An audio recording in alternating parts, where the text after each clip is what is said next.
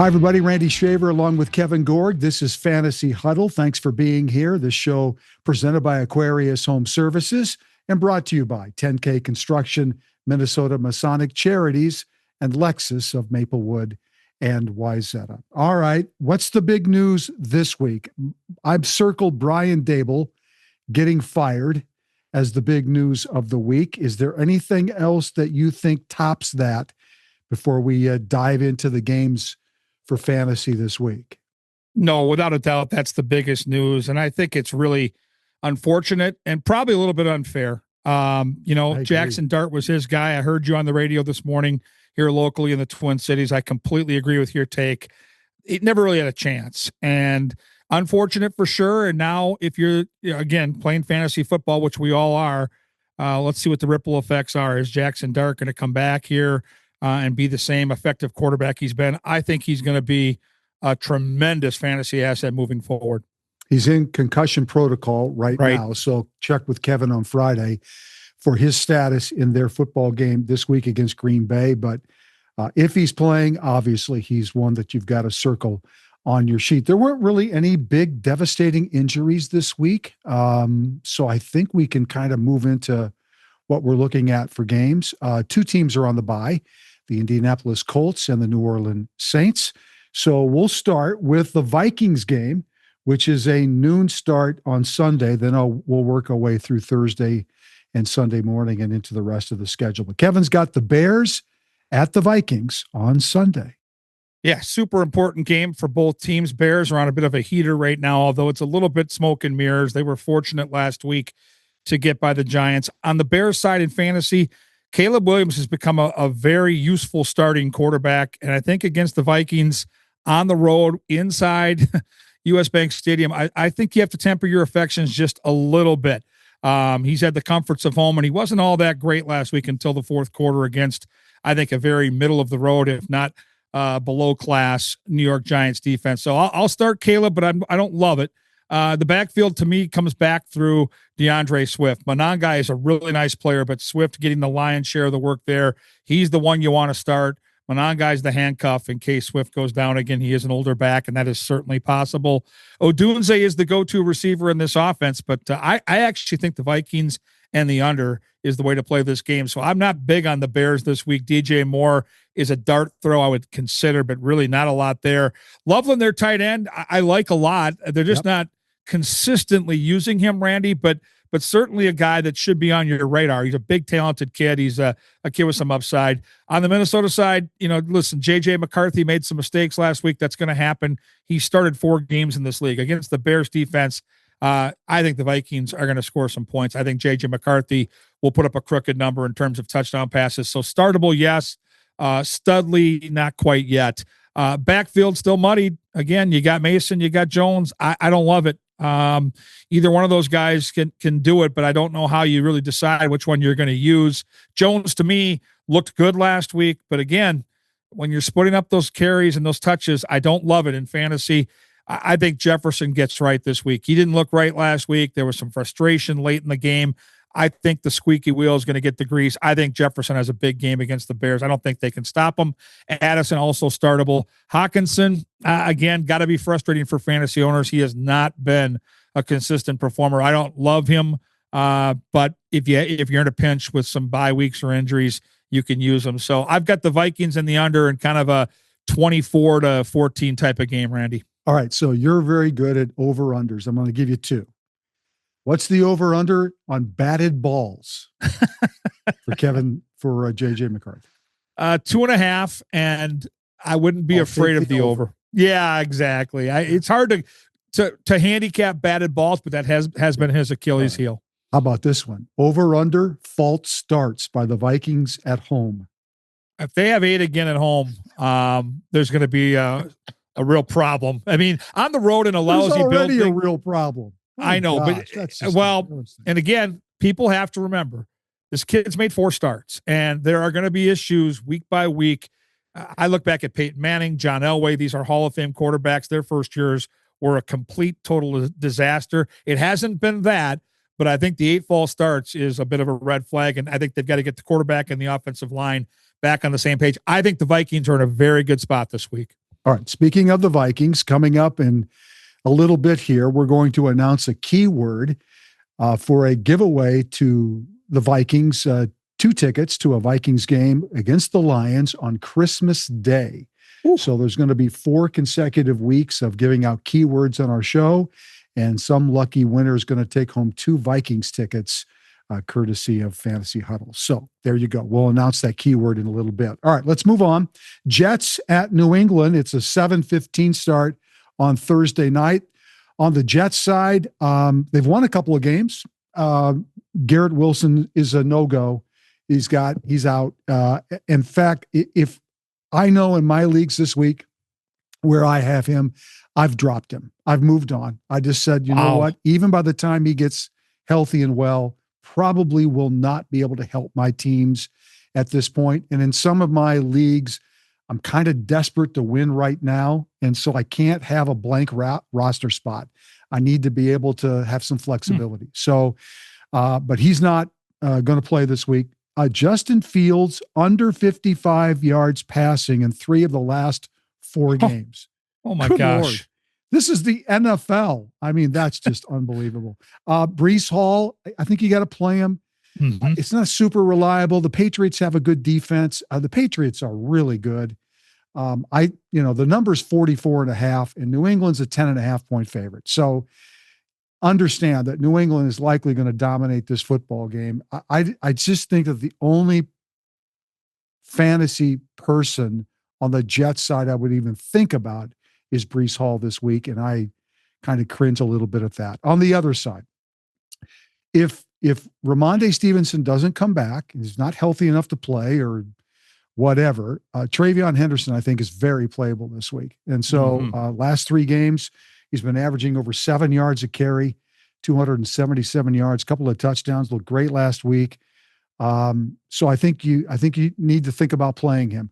Certainly Drake May, by far the best player in this game, fantasy related, is Drake May. He has just been a top 5 quarterback in fantasy, regardless of the receivers. And there are multiple receivers that he's throwing to. So it's like spin the dial and pick 1 or 2 because you might get lucky. Playing him naked is probably the most efficient way to play him in fantasy. But either way, I think he's the best bet this week. And I love their defense in this game against the Jets. The way this is kind of set up, I've got the next game too. It's a Sunday morning game in Spain between Washington and Miami. The number's 47.5, and Miami's a 2.5 point favorite, which is crazy the way that they've been playing lately. But as we all know, Washington is so banged up. That it kind of makes sense. McLaurin's already out. He's another guy, Kevin, that in a few of my leagues that I drafted him, I just dropped him this week. I moved on. I don't blame you. He might not be back until December, they're saying now. Yeah, and that just doesn't help me. I look at my seasons in like 4 game sets, and I've got 4 critical games coming up where holding on to him till December is not going to help me because I need to win now in order to get to the playoff side of things in my league. So, and I think he's definitely droppable in a lot of different places. I'm glad this game is not on the main slate. Even though the number is good, there's just really not a lot I love other than Achane. By far, I think so good. He's my number 1 running back this week. I love him this week. I wish he was on the main slate. Yeah.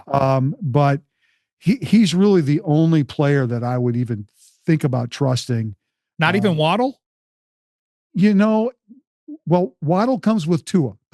So you got to trust Tua if you want Waddle, right? Oh boy. Yeah. And so fair enough. I have that combination in a few of my leagues. And so I kind of grin and bear it and hope for the best. But to me, just this game in general, Achane is really, and he's been so good lately that I just think he's the best player to play this week. Waddle, I agree. He's had 3 games over 82 yards receiving, straight games. Waddle has. So they are using him. They are getting him the football. but I think Achane is the best player in that game. All right, let's get back to the noon games on Sunday. Kevin's got Carolina at Atlanta. Yeah, Atlanta 3.5 point favorite here in the betting market. Over under 42.5, which is kind of a lower number. Division foes. Carolina off a really, really bad loss at home to New Orleans, where they only put up 7 points against the After league's they played worst. so well the previous weeks. It kind of felt like that was the tipping point for them and making the playoffs. We'll see. I think this is a great opportunity for Atlanta, who's had a really tough schedule, to use some home cooking. So I'm not starting Bryce Young at quarterback. I'm not doing that. He stinks. There are better options. Rico Dowdle continues to be a productive RB1. Not a guy you think about right off the hop, but in daily fantasy, he's been really good. If you have him and Chuba Hubbard's available to handcuff and you've got room on your roster, strongly encourage it, because obviously running backs get banged up all the time, but Dowdle looks fantastic. Yeah. Tet McMillan's their go-to receiver. He's been very useful as well. The rest are on the bench. Coker, Leggett, no thank you. And again, that comes back to Bryce Young, who I think could struggle this week against a very underrated defense. On the Atlanta side, Penix Jr. is a quarterback. You can start him. Carolina's defense isn't great, but you're not going to love the production. I think it gets to be more of a grounded pound, which means Bijan Robinson likely going to be the focal point, and Carolina's run defense, I think, will struggle against Bijan. 4 touchdowns the last 2 weeks. This guy's a creature. He's big in the red zone. Can't stop him. London's a must start. If you've got him, a guy you can look to in daily. And Kyle Pitts has been a serviceable, not spectacular tight end. 42.5 is the number. I've got Atlanta winning this game comfortably. Somewhere in the neighborhood of 27-13, Falcons win. And again, Rico Dowdle is the one guy I want in Carolina for sure. All right. Tampa Bay at Buffalo. It's a noon start on Sunday. The number is 50.5. Buffalo's a 5.5 point favorite. On the Bucs side, I think Igbuka is definitely startable, definitely playable. Tez Johnson, your pick last week, had a couple of touchdowns. I think that's definitely, you can play those two guys. You can stack them with Baker. I think that's definitely against the Buffalo Bills defense that is shaky at times for sure. I'm not sure about the running game. Sean Tucker got some work last week. I don't know what's going on with Irving. I keep seeing every time that he's listed as questionable, then he's out. I'm just not playing around with any of the running back situation in Tampa. So for me, on the Bucs side, I think Igbuka is definitely someone I would consider playing with Baker, and maybe even double stacking it with Tez Johnson. On the Bills side, I think they're going to be pissed off. I think this Bills game, I think this is a game where you might see them light this thing up, because they got embarrassed in Miami last week, and they're not even the favorite in the AFC East now. They're not the powerhouse that I think maybe we thought they should be or might be. We'll see. This is kind of a prove it game. Yeah, I agree. In a lot of ways for Buffalo. Are they the team they've been in the past, or are they heading down a slide the other way against a very good Bucs team? We'll see which team shows up, and the same can be said for Tampa too. This is also a huge game for them, regardless of fantasy thought process. Just the game in general is a very important game for them. Kincaid's got a hamstring. He's week to week. Can't count on him. Certainly Josh Allen is super playable. I think James Cook and Allen are really the two best players on the Buffalo side. Cook is due to have a big game. He's been kind of quiet here lately. The receiving core, again, way too muddled. Shakir, yes. If I have to play somebody, probably. I know in daily he's cheap. I want a piece of this game. You'll hear me talk about that later in the show, but you got to get a piece of this game, I think, somehow, I agree. Some way. The number's too big. It's got blowout potential or shootout potential. I just think that it's a game that you've got to figure out, how can I slide in a piece or two of this game? Again, that number is over 50. So it's definitely something you want to concentrate on this week. All right. Houston, Tennessee. It's a noon start, and this is ugly. Ooh, over under 39.5. When fantasy I'm football surprised it's players, that high. I'm surprised it's that high. Yeah. Houston 7.5. Now, heck of a comeback. I'm going to give Davis Mills some props for that fourth quarter, because they looked terrible for 3 quarters, and they scored 26 points in the fourth quarter to rally and beat Jacksonville. CJ Stroud, this is week 2. So I guess with the concussion, there's a fair chance he comes back.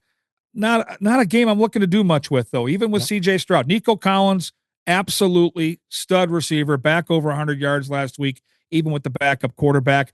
But the backfield's muddied up. Woody Marks, Chubb, you don't want any part of that. Avoid it if you can. Nico Collins is the one guy you want. CJ Stroud in a smash spot because Tennessee stinks, but will the game script allow him to do much off the concussion? You got to make sure he's playing. We'll update you on Friday. Just not a lot here you like. Cam Ward is a no-fly for me until further notice. So no chance on Cam Ward. Pollard and Spears in the backfield, no thank you on either one of those.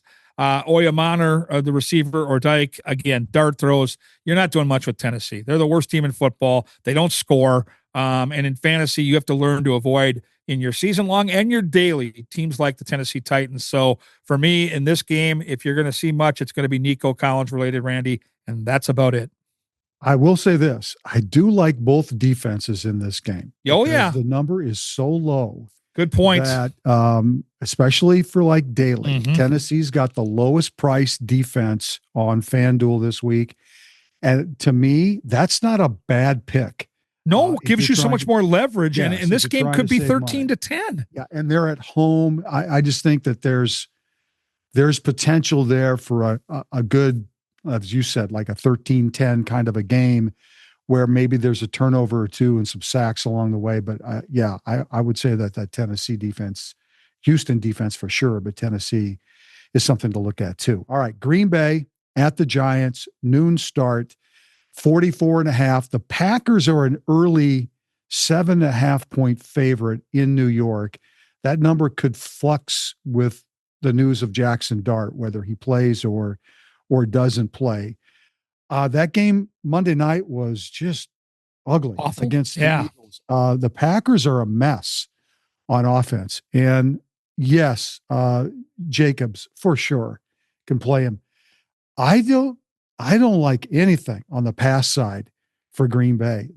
Tucker Kraft out. They look like a different offense, right? I don't even think a receiver caught a ball Monday night until the third quarter for Green Bay. If that, they're a mess right now. And I'll be honest, I look at this 44.5 and I think the Giants might kind of rally this week. There's going to be something with a coach getting fired, and I think the crowd's going to be fired up. This could be an under kind of a game in my mind. So for sure, there's definitely on the Packers side, Josh Jacobs is really the only player I would even consider just because of the volume that the guy gets.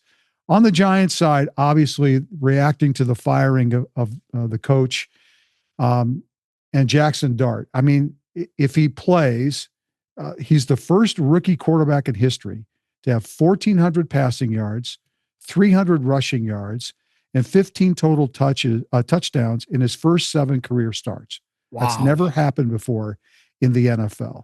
He's had 5 straight games with a rushing touchdown. So if he's playing in this game, and I know the Packers defense is pretty good, but if he's playing in this game, to me, he's the best player that I'm going to play.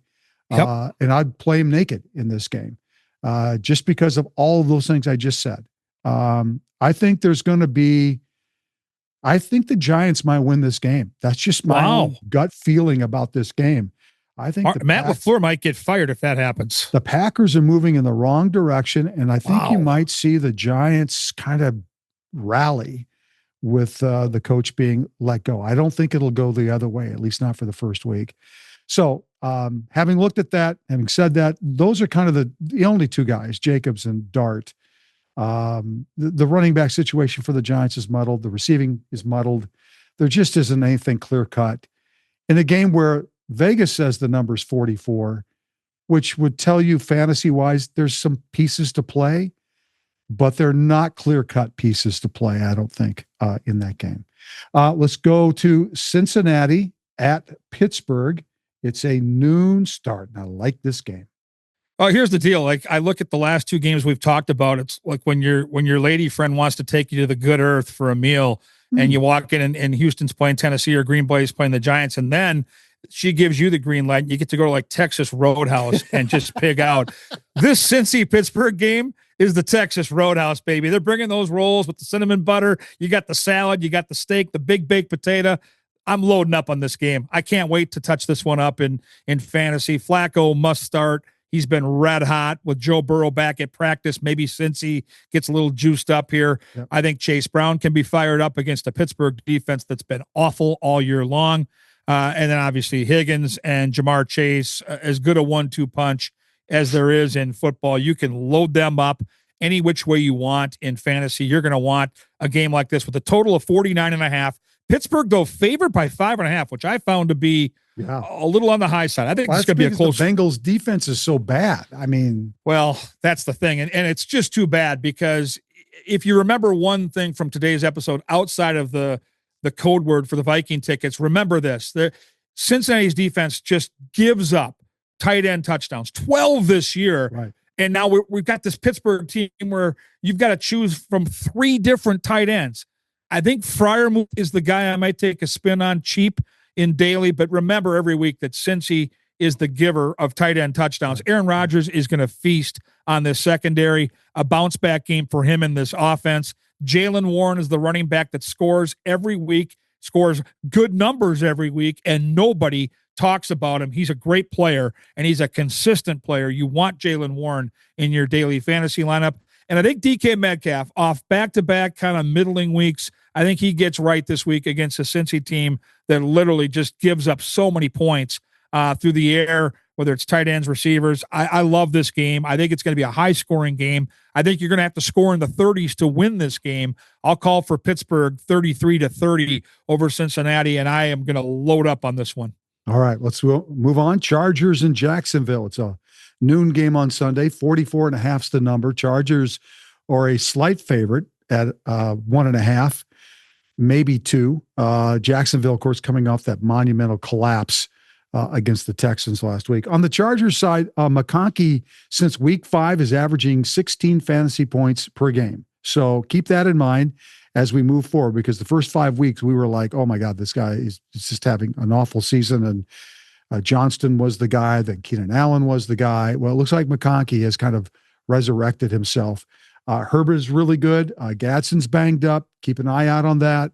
If you picked him up and you're counting on him, I still think he's going to be around down the stretch for you to count on, but maybe not this week.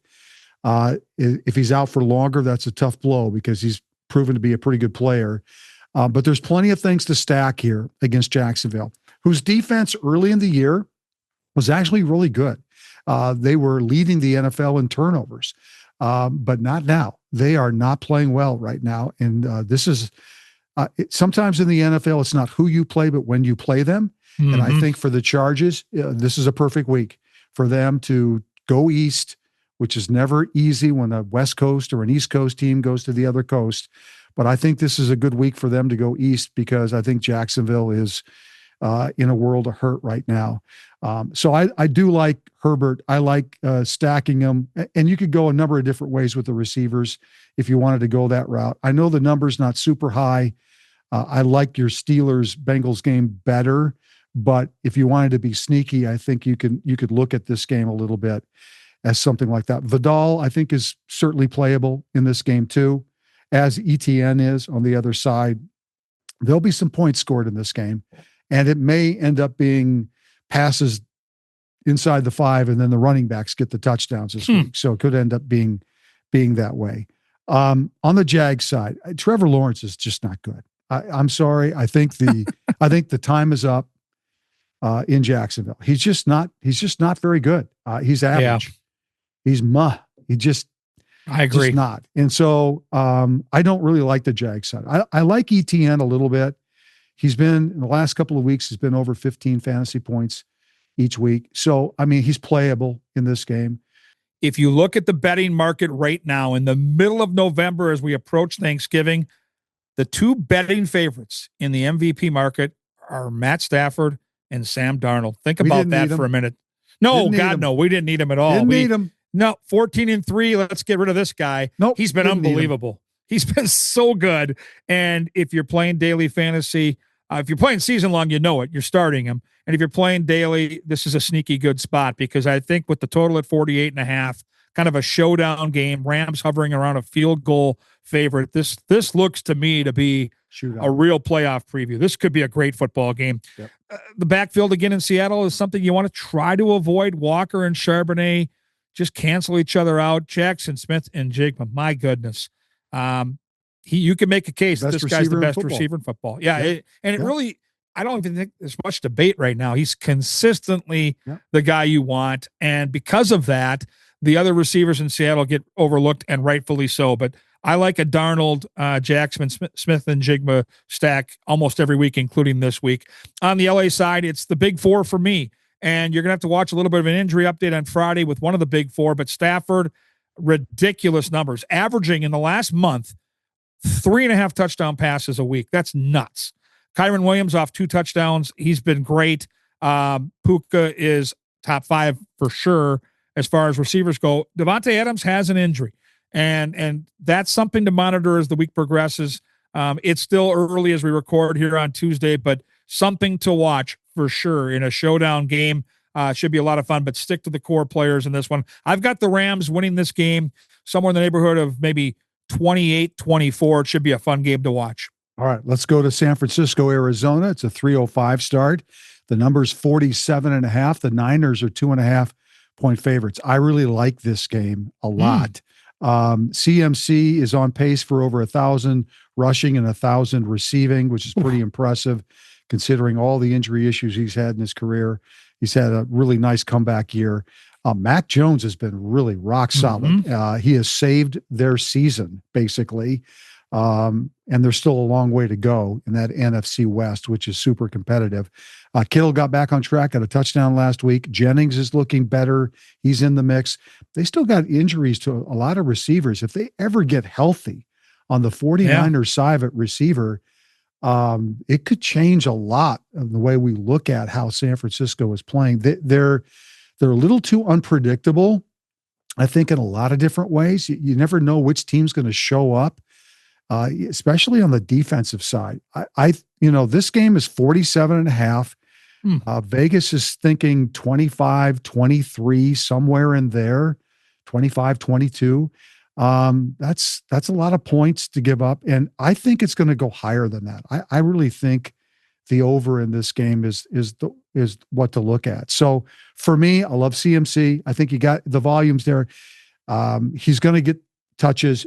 I think the last time he played the Cardinals, he had 15 targets and 10 catches the last time they played him. So that in just itself, if we were just talking about that, is enough for me to want to play him. He's super expensive in daily, so you have to figure out how do you find value if you want to chase him in daily.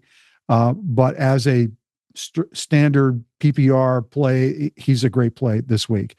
On the Cardinals side, it is now clear, and they've made the decision that Jacoby Brissett is the quarterback. Kyler Murray's on the IR. Forget it. He's been the problem, right?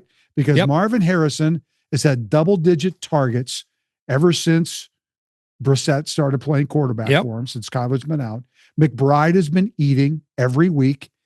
I like the Arizona offense this week. I think at home, this is a big game for them. They're battling their way back to 500.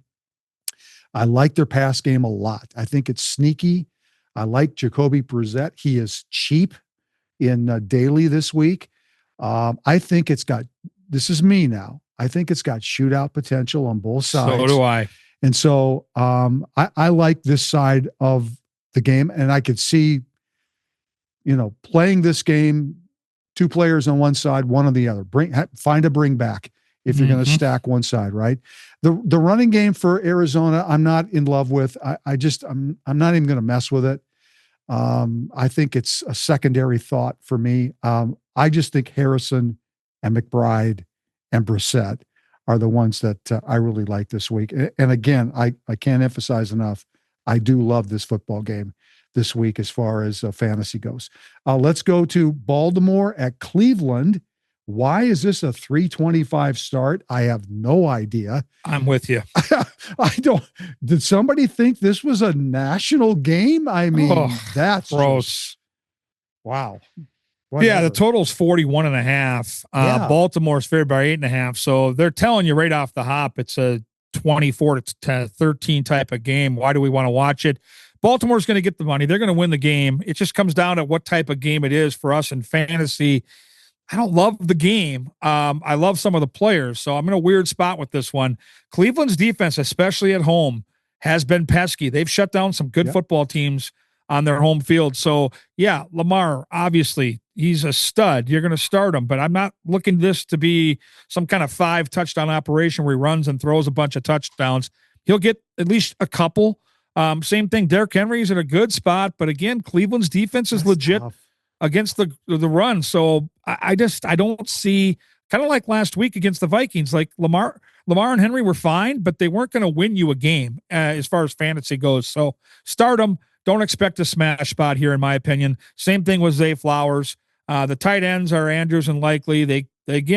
Andrews has been getting more of the touchdowns, but I don't trust either one of them. Bateman's a dart throw. I'm not going anywhere near him. On the Cleveland side, listen, Dylan Gabriel has been the right answer for them. They've been competitive, but in fantasy, it's hard to trust him. The good thing is he runs the football. He ran for over 50 yards last week. He threw a couple touchdown passes, but he only threw for 167 yards. They're going to be in chase mode. And if you're looking for a cheap option in daily, or if you're desperate with injuries at the quarterback position, maybe you've got Danny Dimes on that bye. I don't know. He's a sneaky start for me, but not a guy that I'm like searching for. Yeah. Quinton Judkins, your guy in the backfield's been awesome. He's a really, really good running back. But again, game script, I don't know, Randy. They're going to be in chase mode. He doesn't catch a lot of footballs. He's a running back. Judy woke up last week. Still not a guy I'm going to love and trust every week, but he was awesome. Where did that come from? I don't think he's awake now, but yes. Okay. Well, yeah, probably not. And then this fan and Njoku thing has been a thorn in my side all year long. I'm just telling you. Njoku scored last week. I'm trying to figure out where you're taking me for dinner for that one. No, well, just hold on now. I mean, Laporta hasn't exactly ripped it up, and Njoku's got 3 TDs. So let's just. It's pretty clear who the leader is. Well, we'll see. You're probably right. And the Fannin thing, it's killing me. But again, 41.5. So in daily, outside of maybe sneaking a guy like Judy in, because I see Baltimore up big in this game, and I see some garbage time collection going for a guy like Judy. But again, not a game I'm going to look to stack anything at all this week. You know, it's such an important game for Baltimore. They can get to 500 this week. It's such an important game. Huge. In a division that is just garbage right now. And so, I was thinking about this game today, and I wrote down Justice Hill as kind of a sneaky, gets that meaningless touchdown or whatever it might be, because he's getting work. He's getting work. And Cleveland's defense is tough. I mean, they're good. This is going to be a really physical football game. So, all right, last game in the 3:00 hour and on the main slate is Kansas City at Denver. It's at 325. The number's 44.5. Chiefs are a favorite by 3.5. Going up on the Chiefs side, going up against the Denver D, it's a huge test, no doubt. In Denver makes it even tougher. They're coming off the bye though, so they're well rested. Lots of time to game plan. They're usually really good coming off the bye. I think Mahomes and Rice and Kelsey feel like the 3 that you want. The running game's muddled. I think Hunt is probably the clear-cut guy there now. But I just think that, we're looking at those 3 guys in some shape, way, or form as far as fantasy goes. Vegas says it's a 24-20 kind of game. So if the Chiefs are at 20, you're probably getting 2 touchdowns out of that group. So, it's not a lot. I think the Chiefs win, though. They're probably the 24, Randy. They're getting 3 touchdowns, I think. Possibly, though. Kevin, I'm not so sure that's a guarantee that the Chiefs win this game in Denver. I just think Denver is going to be fired up for this football game. I think this is probably there's a lot on the line for them. Well, they better play better than they did against the Raiders. If I'm not mistaken, Kansas City is 5-4. Yeah, it's a must-win for KC. It's a monster game for them. But on the other side, it's a monster game for Denver because they can put them away here. True. They can be up by 3 games Yeah, in the you're loss right. column this week. So there's just a lot riding on this game. And fantasy wise, I don't really love it. There's just not, there's very recognizable pieces, but I just don't feel like it's like a must. Like I have to have Right. those guys. Bo Nix on the other side, sure. What are you going to get? Not quite sure. Arguably, maybe his biggest game of the season. Yeah. In a number of different ways, not just for fantasy and maybe not even for fantasy, but for them as a team. They, like I said, they have a chance to put Kansas City at 500 if they win this game.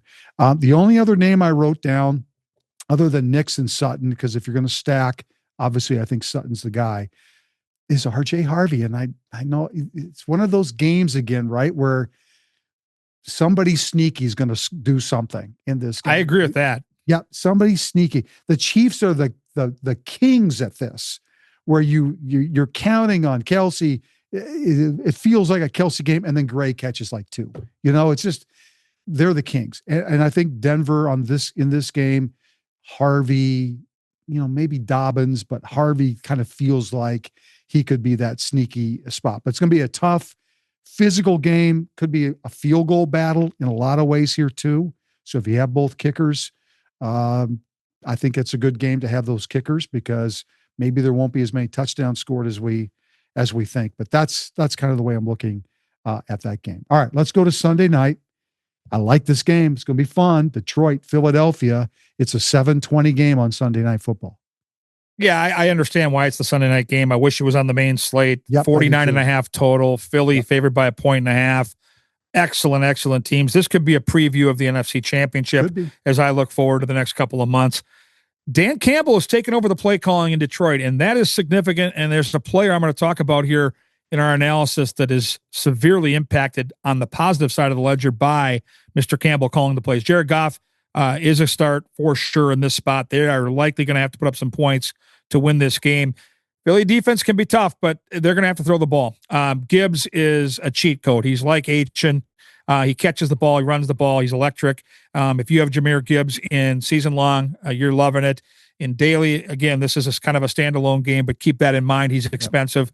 Montgomery's a filler. He's the backup running back. There's no doubt in my mind. So not somebody I'm going to look for in season long or daily unless there's a spot where I think Detroit can blow somebody out. In blowout wins, he has gotten fed late in the game and scored some touchdowns. I'm on Ross St. Brown. He's top 5 every week. There's nothing to talk about there.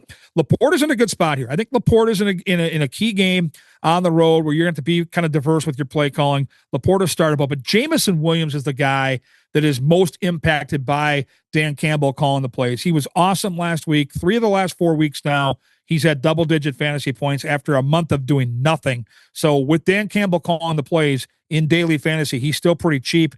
He's a guy you could look at if you're going to maybe stack that Monday night game in a combo. For Philadelphia, it's not really complicated at all. There's a handful of guys, and they're all really good, and the rest of them just don't matter. Hurts, no-brainer. Saquon, no-brainer. Dallas Goedert, tight end you can start, no question about it. A.J. Brown, again, you're going to start him, but he hasn't been great. Probably not going to start him in daily, but yeah, if you have him in season long, you got to play him in season long. Yeah. Devonta Smith is having a really good middle part of the season here. He was awesome at Green Bay in a game where really nobody did anything. He was the bright spot on the Philadelphia side. 49.5 total tells you that there are some players you're going to want to use. But again, this isn't in the main slate, so you're going to have to attack this either alone as a standalone game or in maybe that Monday package. All right. Last game of the week is Dallas at Las Vegas, Monday night, 7:15. The number's 49.5. The Cowboys are 3.5. I really wish this game was on the main slate, but me too. It is not. Cowboys are coming off the bye. They're favored in Vegas. Love the matchup. Fire up Dak, Lamb, Pickens, Ferguson, all of them. Play them all. Javonte Williams is sneaky good too. Vegas is so going the other direction. Yeah. This is probably their biggest game of the year, just to kind of they're in national game. It's probably their Super Bowl, just because of the implications of being on national TV. But this is a great setup for Dallas. Now, it's also not a bad setup for the Vegas Raiders either, because Dallas's defense has been so bad. They're coming off that tough loss to Denver on Thursday night, a game where they had chances. Genty is well rested. That will help against an improved Dallas defense coming off the bye. But it's a tough game too for Vegas in a lot of ways, because they're so disjointed right now. They just don't have any offensive momentum at all. Bowers is back. He's definitely playable. I think if Vegas had a quality backup, I don't think we'd see Geno at this point. I think they would have moved on, but they really don't. And so Geno is going to be there for them this week. And again, because it's national TV, I think you'll see Vegas give their very, very best effort, whatever that looks like. So I think Bowers and Genty, and it's what we've been talking about all year, right? They're it's a focus fantasy. It's just those two guys. Because everybody else outside of that really doesn't do much. No. So there's pieces in this game. It's a standalone Monday night single game. There's a lot of different ways you can rotate the players and make it work. It just depends on how you think the game's going to go. But again, Vegas is saying this is going to be a 27-23 kind of a game in favor of Dallas. So there you go. All right, let's get to the most important thing I have to do in this entire show. We're excited to announce that we're giving away 2 Vikings tickets for the December 25th game to our Fantasy Huddle listeners. Each week, we're going to share a code word during this podcast. To enter, simply fill out our Google form with your name, date, and that week's code word. You can submit a new form each week with a new code word for extra chances to win these tickets. You can find the Google form in the description or on any of our social media pages. And the lucky winner will be announced on December 10th. So the code word for this week, Kevin, is Haymaker. Haymaker. Gotta love it. Haymaker. Haymaker. So enter that into the Google form, and good luck this week. And of course, we'll be back over the next 3 weeks to give you 3 more code words for your chance to win Vikings tickets on Christmas Day. What fun. All right, let's go to our PPR lineups now. I'll start. I'm going to go with Drake May at quarterback. Stud. I just think that he's just been so good all season long. I love him against the Jets this week. They are now the favorites to win the AFC East, and I think they know it, they feel it, they sense it, and they're playing like it too. I like McCaffrey. I talked a lot about him in this podcast, and HN. I think those are the 2 easy locks at running back for PPR. Drake London, I really like this week in that Atlanta-Carolina game. Pickens, I love. You got to get a piece of that Dallas game against Vegas on Monday, I think. I love Ferguson in that game. So those are my 2 players from that game as PPR choices.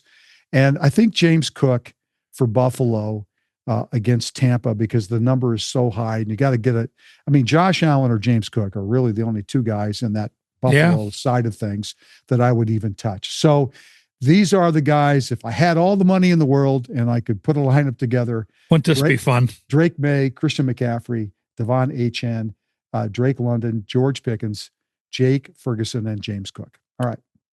I'm a little bit similar at the top. I also went with Drake May. I just think right now he is in such a good spot. He's so confident, and against the Jets, I think he's going to mow him down early with a bunch of touchdown passes.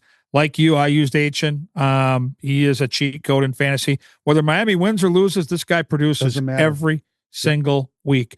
I use Genty. I think Genty's in a great spot against the Dallas defense that has not proven to stop anybody on the ground all year long. And I wanted 2 pieces of that game in my best PPR, so I'm with CD Lamb. I think CD Lamb's in a smash spot. The Raiders defense has struggled against top receivers from the opposition all year long, except for the Denver game. They did shut down Cortland Sutton, but this is a different level of receiver in CD Lamb. Puka Nacua, keep an eye on Devontae Adams being hurt, because Puka Nacua has proven he doesn't need another guy. He'll be blowing up no matter what. And Trey McBride, to me, is tight end 1 in fantasy football. He is the best tight end in fantasy football. I wanted to use him. And my flex player is Jahmyr Gibbs. So I love what Gibbs brings to the table with Dan Campbell calling the plays. He's getting a ton of work in the red zone. May at quarterback, Achin and Genty are my running backs. Lamb and Puka are my receivers. McBride's my tight end. Jahmyr Gibbs at the flex position. All right, let's go to our daily fantasy lineups. We're using FanDuel pricing, and I'll go first. I told you earlier, I love the Arizona game. So Me too. My quarterback is Jacoby Brissett. Unbelievable. Brissett is that we never look at each other's we don't ever before we do we this. never talk about it. Jacoby Brissett at 7,000. My two running backs this week, I love the Cincinnati game and the Pittsburgh game. And Kevin talked about it at length, and I totally agree with everything he said. Chase Brown at one of my running back spots at 7,200. I went with Cook as my highest price player of the week. And I think there's a number of different ways you can go with the high price player, if that's the way you want to play it this week, whether it's Jamar Chase or whatever. I think Cook will be under. I don't think people will look at him as much as they will Jamar Chase or CMC or JSN. So I went with Cook, thinking the ownership will be less on him this week. My receivers, DK Metcalf, underpriced at 7,400. And I say underpriced because they're going up against a terrible Bengals defense. And I agree that Aaron Rodgers, I think, will get well this week. Marvin Harrison, I'm stacking him with Brissett. He's at 6,500.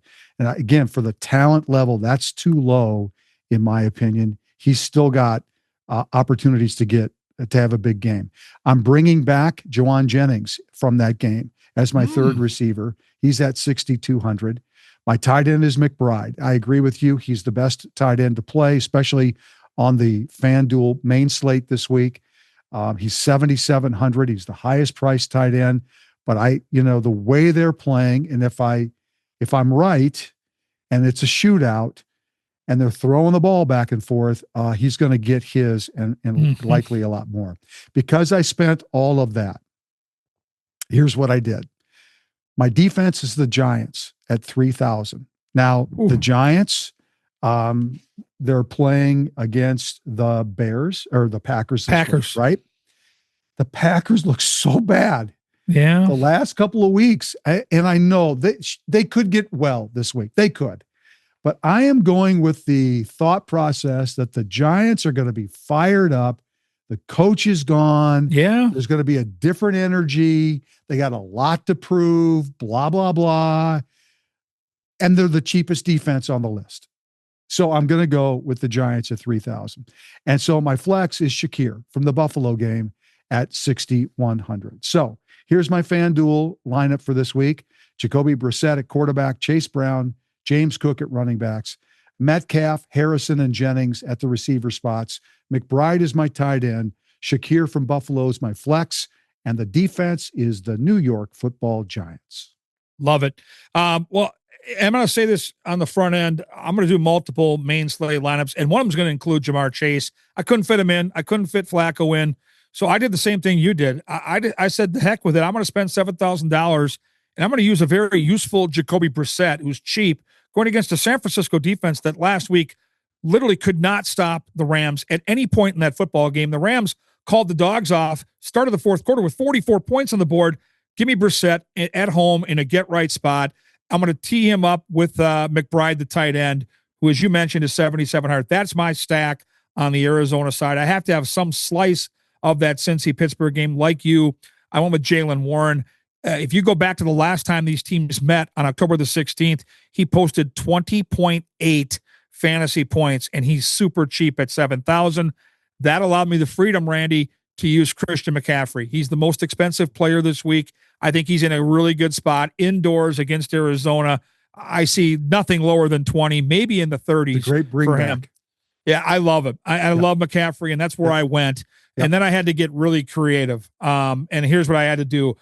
You're going to plug your nose here when you already sound defeated. Well, I spent a lot of money with McBride and McCaffrey, and they're going to have to produce. And here's what I have to do. Well, when you've got Jerry Jeudy staring you down in daily fantasy, yeah. But chase mode, trailing most of the game against Baltimore, quarterback that's young and feeling it, $5,700. Okay. Now, the Tez dispenser paid us last week with 2 Yeah. touchdowns. We have to come back with Tez Johnson at 5,900 at Buffalo. Again, in chase mode. If I take bad teams and under-the-radar receivers, I need chase mode. Now, here's the sneaky play. We get the Kansas City's coming off the bye. Denver's coming off the mini bye, and their passing game has not looked right the last 2 weeks. Who's been missing?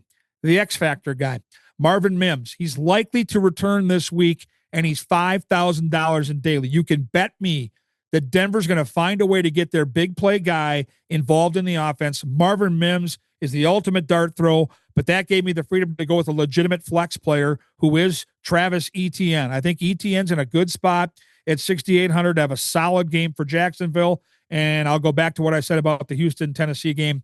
Give me one of those defenses. I want Tennessee. I want the Texans against Tennessee at 4,800. So I got Brissett. Wow, you spent a lot on your defense. I did. And I think the Texans are going to swarm that team. I think Cam Ward is a quarterback that's really looking to get sacked or turn the football over every time he drops back. So I got Brissett, Jalen Warren, McCaffrey, Judy, Tez, and Mims are my receivers. McBride, Etienne, and the Houston Texans. It should be fun. You better go to mass on Sunday morning because you're going to need a few prayers for that one, baby. Marvin Mims. Come on, Marvin. Well, I'll say this about Mims. Last week in daily, Cedric Tillman was that $4,000 play that a lot of people jumped to. He didn't have a great game. I think he caught 2 passes or something, but he was $4,000, and it allowed you to play a whole bunch of different players. And I did that last week, and I ended up making money thanks to Cedric Tillman. So you can look at Mims kind of the same way, that he's coming off an injury. A lot of people aren't going to be thinking about him, and he is a dart throw. When he's healthy, he's a dart throw in a lot of different ways. So it's not a bad choice, but I would. Randy, I want to circle back real quick to something you said on the front end of the show for season-long fantasy players, and I've been thinking about it since you said it, and I loved what you said. You've got to look at this in 3 or 4 week patterns, and you've got to put the best roster you can available. Yep. So I've been sitting on Ricky Pearsall, and in a couple leagues, I am going to drop him this week, knowing that someone's going to pick him up, and they might get a playoff bump from him, but I've got to make the playoffs, and I've got to drop this guy. And what it does is, people call it a sabotage drop. It forces their hand, and now there are going to be more players available on the waiver wire that are going to be serviceable to the teams that need them, like maybe you and I are in those spots with some of those injured players. So do not be afraid to drop Terry McLaurin, Ricky Pearsall, Garrett Wilson. I know you spent a lot of draft equity on these guys, and you've been waiting and you've been sitting on these guys. Let someone else deal with that headache. There are other players like Tez Johnson available. There are players like Jerry Jeudy that are available that can get you right now to get you into those playoffs. So I loved what you said. I just wanted to back it up. And the only reason why I say that is that I'm in kind of desperation mode in a few of my fantasy leagues. And when I get to week 10, I always do an assessment of, have I been holding on to guys too long? Sometimes I do have a tendency to do that because I'm hopeful that they're going to be coming back and they're going to help me a lot, but that works against you too. And so you have to be realistic. If I'm sitting 6-4 in a league where I know I've probably got to finish 9-5 or 8-5 to have a chance to make the playoffs, I got to win now. I can't wait for Garrett Wilson to get healthy. And even when he gets healthy, he may not do anything anyway. So they might not risk the injury because they're so far back. Right. I need the bodies. I need to have some assurance that I'm going to have players to be able to put. I loved it. All right. Very good, Kevin. Once again, our keyword this week is haymaker. So good luck, everybody. And thanks for watching. Kevin, thanks so much. This show presented by Aquarius Home Services, brought to you by 10K Construction, Minnesota Masonic Charities, and Lexus of Maplewood and Wayzata. Good luck this week, and we'll see you next week.